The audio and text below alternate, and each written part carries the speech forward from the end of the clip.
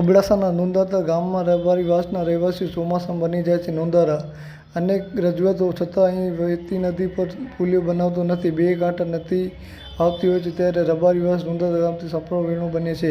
શાળાએ જતા બાળકોને ભારે પાણીના પ્રવાહ વચ્ચેથી પસાર થવું પડે છે। નુંદાતા રબારી વાસ સુધી નદી પટમાં અવરજવર માટે પુલ બંધાવી આપવા રજૂઆત જલ્દીથી જલ્દી ગામલોકોની માંગણી પૂરી કરવામાં આવે તેવી તંત્ર પાસે આશા।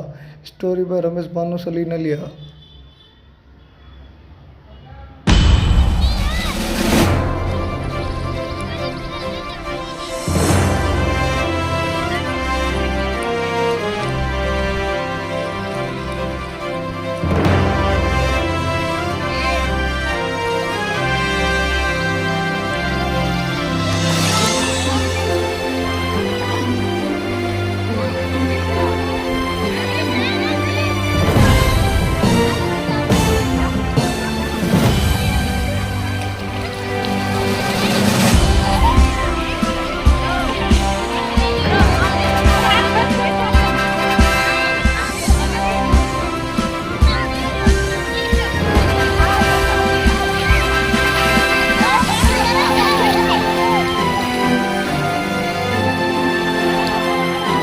નમસ્કાર, હું નુંધાતળ રબારી વાસનો એક રહેવાસી છું અને આ નુંધાતળ ગામની નદી વહી રહી છે। તમે જોઈ શકો છો, કંકાવટીથી આવે છે અને અહીંયા ભણવા જતા છોકરાઓને એમના વાલીઓ મૂકવા જઈ રહ્યા છે।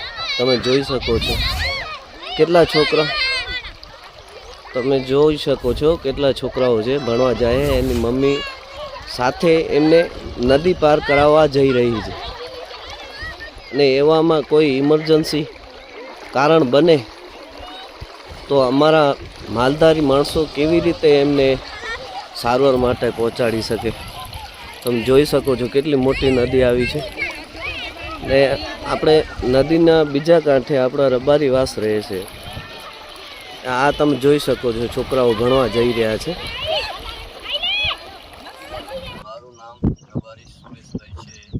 હું નુંધાતળ ગામનો રહેવાસી છું અને અમારે નુંધાતળ ગામથી રબારી વાસ અડધા પોણા કિલોમીટરની દૂરીમાંથી છે।